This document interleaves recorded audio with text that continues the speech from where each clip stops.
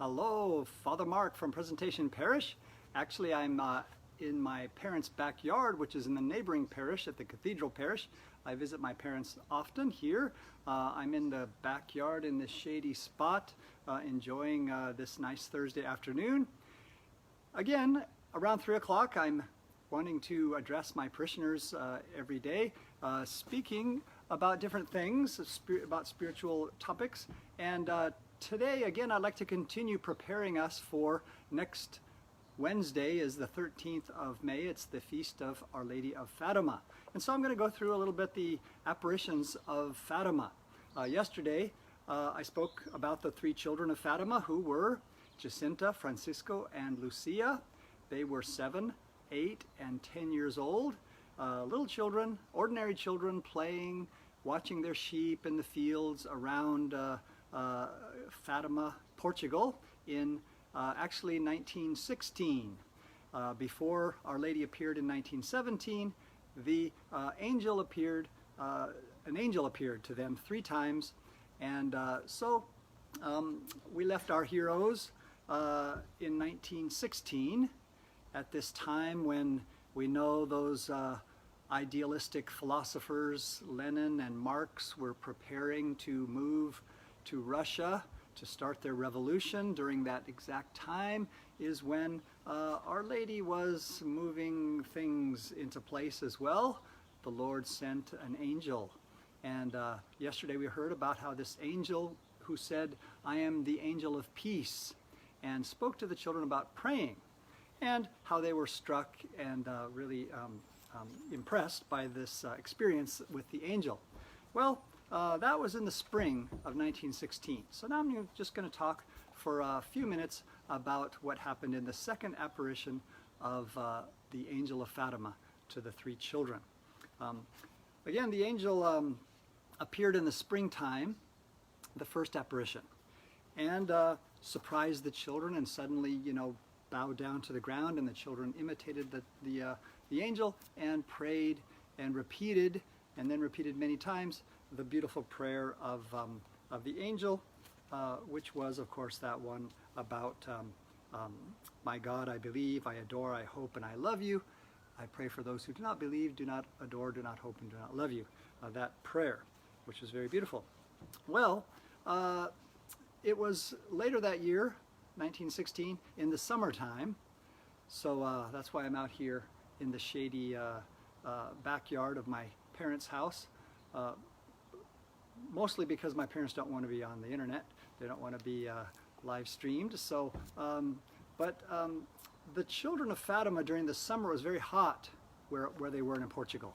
And so they were actually under a shade tree, the shade of some fig trees. And they were playing by a well. There was a well near the home of Lucia, one of the 3 children, the oldest. And suddenly, this the angel appeared to them again, a second time. And the angel said, "What are you doing? You must pray. You must pray a great deal. The hearts of Jesus and Mary have designs of mercy on you. Offer up prayers and sacrifices constantly to the Most High." So these surprising words, the children maybe had forgotten after a couple of months, the importance of prayer. They had forgotten that profound experience of prayer that the angel taught them to pray for people who do not believe and do not trust God.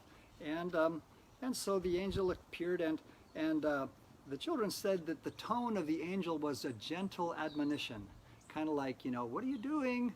You're all you do is pray now. I mean, all you do is play. You need to pray. And so perhaps they had forgotten to pray as they should. And so it's very interesting, this message of Fatima, that even little children need to pray. And we're going to hear make little sacrifices to save souls, to save sinners, so everybody can go to heaven. And then the angel continued saying, again, just like the last apparition, the angel mentioned the hearts of Jesus and Mary are attentive to your supplications, the angel said in the first apparition. And now the angel says, the hearts of Jesus and Mary have designs of mercy on you. So you have this theme of mercy and of the Sacred Heart and the Immaculate Heart, choosing these little simple children. So God does choose simple people like us to be saints and to, do his work of saving souls. We can all offer up so then the next words, offer up prayers and sacrifices constantly to the Most High. And that goes right along with what Vatican II says, doesn't it? That all of us, can share in the priesthood of Jesus Christ. There's the ministerial priests who offer, the sacraments and at the altar have the ministerial priesthood. But then the priesthood of the baptized, all of us can offer up prayers and sacrifices. Like St. Paul says in the scriptures, offer up your bodies as a spiritual sacrifice. We are all supposed to offer up, like a priest, offer up sacrifices, prayer and little penances to God. And then it says, Lucia asked the angel, how do we make sacrifices? And the angel answered, make everything you do a sacrifice and offer it to God in reparation for the countless sins by which he is offended and in supplication for the conversion of sinners. In this way, you will bring peace to your country. I am its guardian angel, the angel of Portugal. Above all, accept and bear with submission all the sufferings which the Lord may send you. So the angel speaks to the children and explains that, you can offer everything up. Well, if things are hard, if it's hot outside in your backyard, you can offer that up. Anything, any little sacrifice. Accept and bear with submission all the sufferings that the Lord may send you. And the angel specifies, he says, I'm the angel of peace. Well, he says, I'm the guardian angel of the country. Every country has a guardian angel, and so Portugal's guardian angel, so that they could have peace for their country. And in fact, we know that Portugal was spared the horrors of World War II because they converted. They're on the verge of becoming a communist country at that time. It was very, a lot of turmoil in that country politically, and the miracle of Fatima just converted the whole country back to Catholicism. Well, the words of the angel illuminated the souls of the three children. And later, years later, Lucia wrote, the words of the angel illuminated us so we understood things. Like a light which made us understand who and what God really is, how much he loves us and wishes to be loved. And the value of sacrifice now for the first time became clear to us. Suddenly we knew its appeal to God and its power to convert sinners.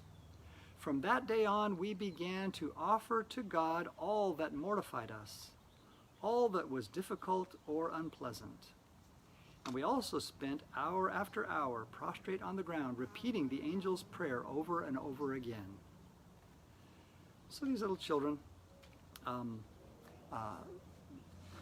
even though they were small and young, they started to really love the spiritual things and the things of the angel, how beautiful the angel was, the things of God.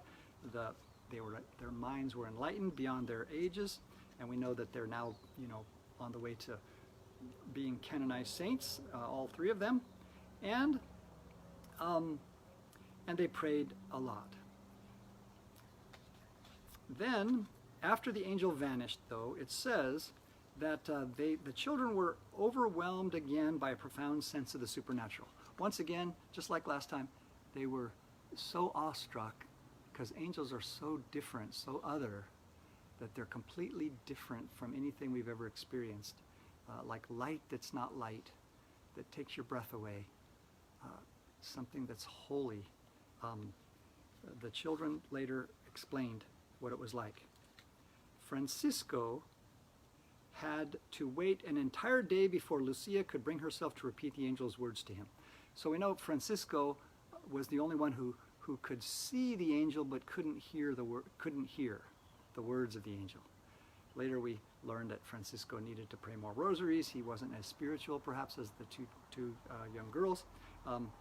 But poor Francisco had to wait a whole day because the children, the two girls were so awestruck they couldn't speak about this heavenly stuff that they had heard. And so, and as for little Jacinta, she could only murmur, "I don't know what's wrong with me. I can't speak, nor sing, nor play. I'm not able to do anything." "Nor can I," Francisco agreed. "But what does it matter? The angel was more beautiful than anything. Let's go on thinking about him." So they said, let's just think about the angel, let's think. So they had tasted heaven, and now even playing, even the fun things that they used to like to do, just didn't have any appeal for them, perhaps.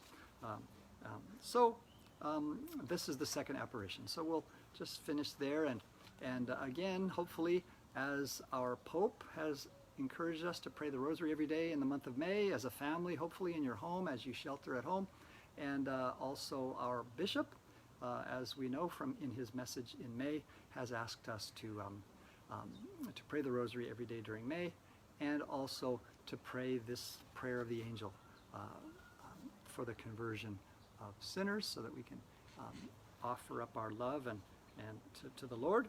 So we can just conclude again with that prayer of the angel. My God, I believe, I adore, I hope, and I love you. I ask pardon for those who do not believe, do not adore, nor hope, nor love you. God bless you, and once again we invite you to come this evening. We're going to have a adoration at 5:45 in our parking lot. We're going to have kind of a drive-in Eucharistic Holy Hour. We'll have an altar set up outside in front of the church or in front of the community center, and you can park in the parking spaces there, and we will have a benediction of the Blessed Sacrament for an hour. So as long as there's space, room for cars, we can't have anyone coming out of their cars, and we can only take as many people as can fit in the parking lot, so maybe come a little early, again at 5:45 in front of our church. God bless you, and happy Easter season.